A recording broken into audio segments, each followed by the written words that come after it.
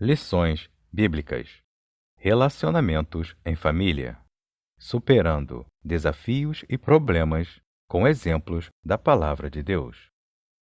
Lição 4. Ídolos na família. Texto áureo. Filhinhos, guardai-vos dos ídolos. Amém. 1 João, capítulo 5, versículo 21. Verdade prática. A adoração a ídolos implica priorizar tudo aquilo que se coloca no lugar de Deus. Leitura bíblica em classe. Gênesis, capítulo 31, versículos de 17 a 19 e 33 a 35. Juízes, capítulo 17, versículos 1 e de 3 a 5. Gênesis, capítulo 31.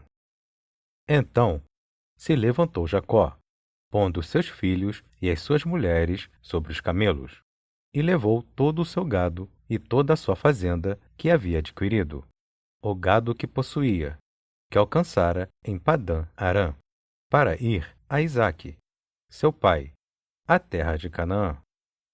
E, havendo Labão ido a tosquiar as suas ovelhas, furtou Raquel os ídolos que seu pai tinha. Então entrou Labão na tenda de Jacó, e na tenda de Léia, e na tenda de ambas as servas, e não os achou. E, saindo da tenda de Léia, entrou na tenda de Raquel.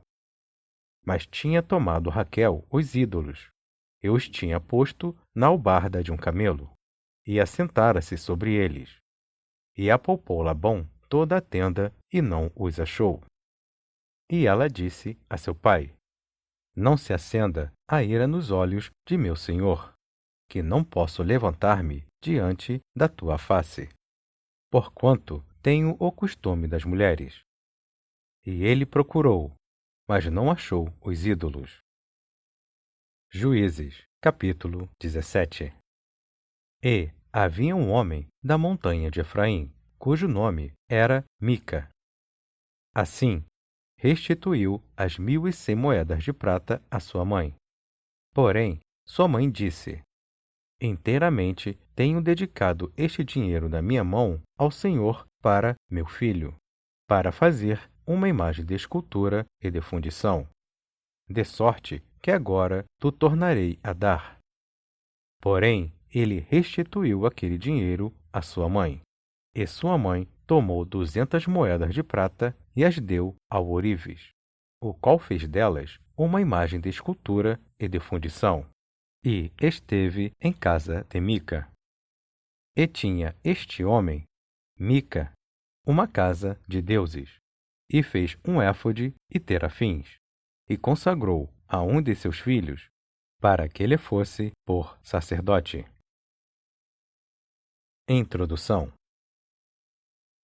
Temos, nesta lição, duas histórias distintas que relatam a convivência com a idolatria dentro de casa.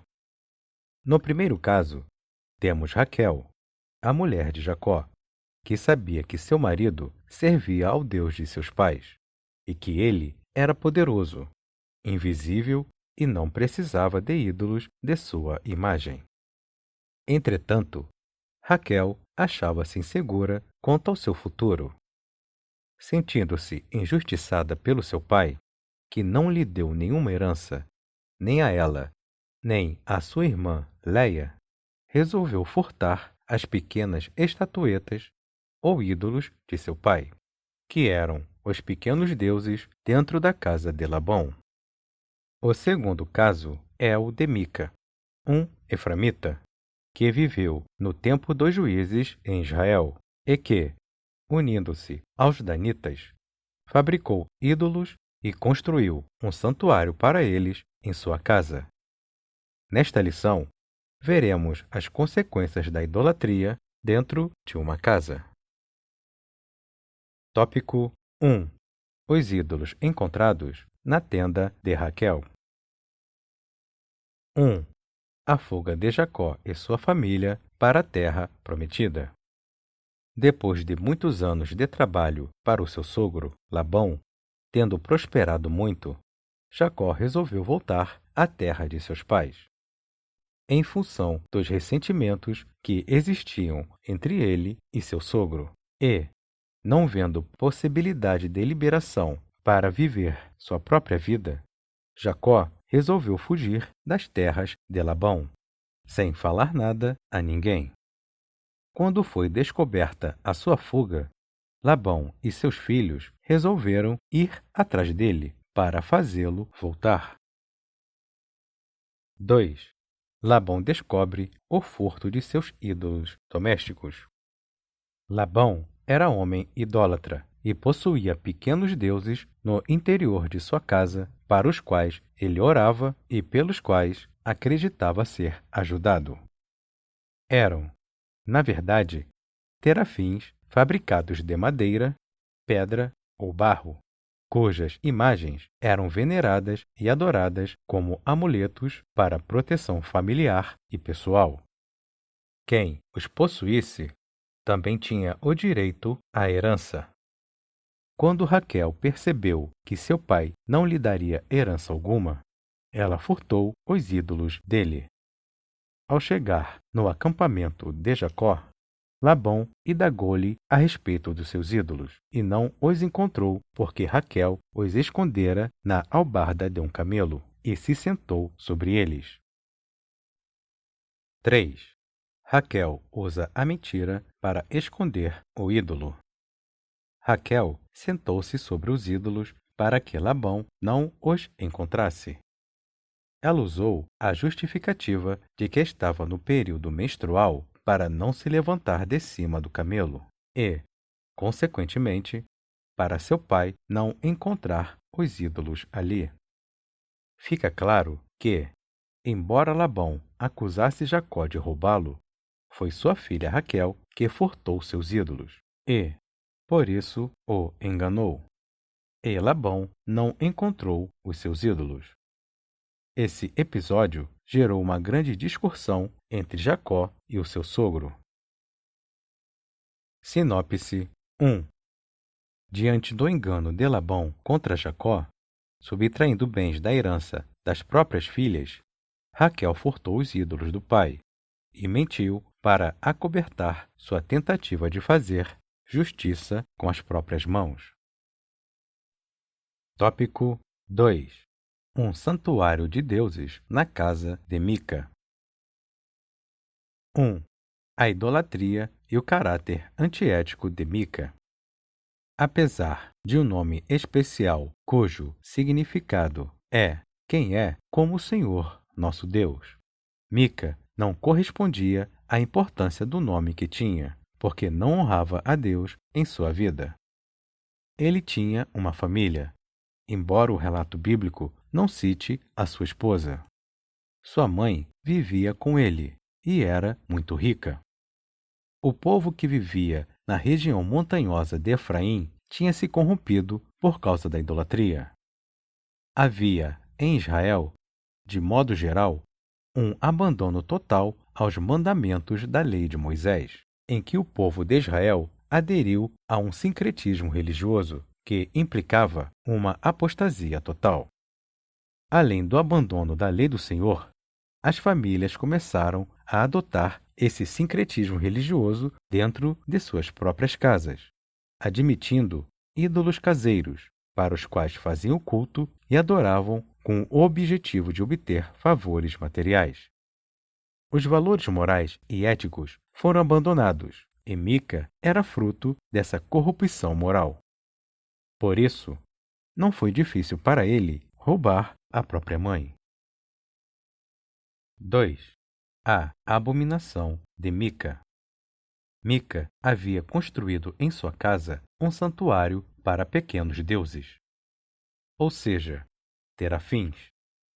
A Escritura diz: E tinha este homem, Mica, uma casa de deuses, e fez um éfode e terafins, e consagrou a um de seus filhos, para que lhe fosse por sacerdote.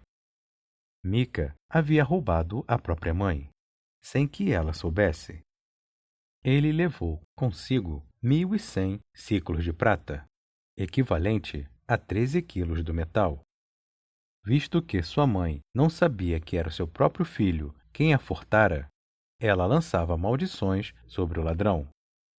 Temendo sofrer com a maldição da mãe, Mica foi à casa dela e confessou seu pecado, e a restituiu completamente todo o dinheiro. Porém, ele restituiu aquele dinheiro à sua mãe. Sua mãe retirou a maldição e tomou parte do dinheiro e o deu ao ourives para que fizesse imagens de escultura para a casa de Mica. 3. Mica tinha uma casa de deuses. Pelo contexto bíblico, a família de Mica era de judeus, mas, desviada da fidelidade a Deus, servia aos falsos deuses, representados por pequenos ídolos, chamados terafins. Mica e seus familiares afirmavam estar servindo, também, ao Deus de Israel. Entretanto, naquele período histórico do tempo dos juízes, cada um fazia o que lhe parecia certo. Por conta própria, e depois de ter seus terafins em casa, Mica resolveu, também, mandar fazer um éfode, que era utilizado somente pelo sumo sacerdote israelita, e o entrega a seu filho, separando-o para ser sacerdote na sua casa. Depois aparece um levita, que não tinha onde morar, e Mica o convida a viver em sua casa, e torna-se o sacerdote da família, pelo Deus de Israel. Essa mistura de divindades falsas estava presente na casa de Mica. Todos quantos chegassem à sua casa encontrariam o Deus que desejassem invocar. Infelizmente, um homem da tribo de Efraim, que deveria honrar o Deus de seu povo, que o libertou do Egito, agora se encontra comprometido com ídolos de uma religião pagã. Sinopse 2. Imerso em um período de abandono à lei de Deus e sincretismo religioso em Israel, Mica comete uma série de abominações, enraizada na idolatria e no politeísmo pagão. Tópico 3. A idolatria dentro dos lares. Em ambas as histórias citadas, de Raquel e a de Mica, a crença em ídolos domésticos indicava a forte influência pagã em lares israelitas. A partir desses dois casos bíblicos, somos convidados a refletir a respeito da idolatria hoje. 1.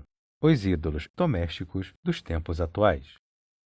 O apóstolo João enfrentou em seu ministério um problema com ídolos caseiros de famílias cristãs, que tinham dificuldades em abandoná-los. Por isso, o apóstolo aconselhou: Filhinhos, guardai-vos dos ídolos. Para uma pessoa não crente em Cristo, a vida cristã é irreal, já que o que se vive no mundo, vive-se pelo que se vê e sente, e não pelo que a vida cristã exige. Ora, os ídolos são temporários e representam aquilo que é falso e vazio, porque são enganosos.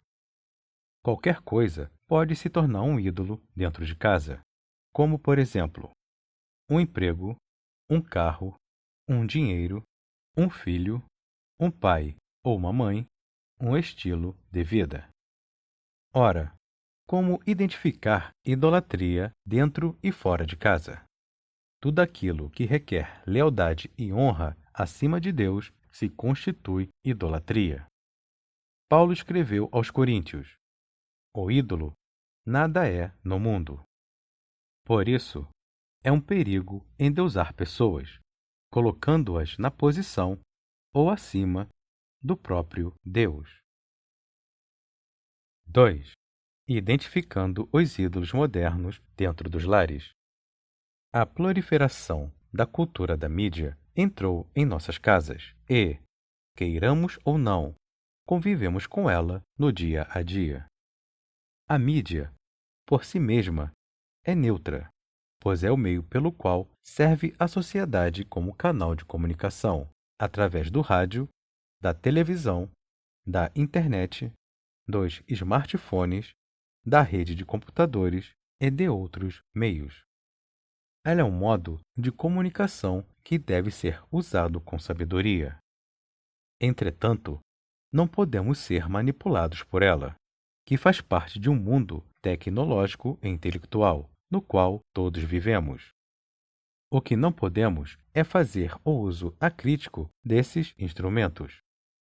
Precisamos levar em conta o cuidado quanto ao perigo da concupiscência da carne, dos olhos e da soberba da vida. 3. Precisamos reagir contra os inimigos da família. Jesus disse em seu Sermão da Montanha: Vós sois o sal da terra, e, se o sal for insípido, com que se há de salgar? A Igreja é o sal da terra e, por isso, é a única instituição da sociedade capaz de evitar a corrupção dos nossos valores morais e espirituais. Para preservar a família, atacada pelo vírus infeccioso do sistema mundano, é preciso quebrar os ídolos domésticos, que roubam o lugar de Deus na vida familiar. Sinopse 3.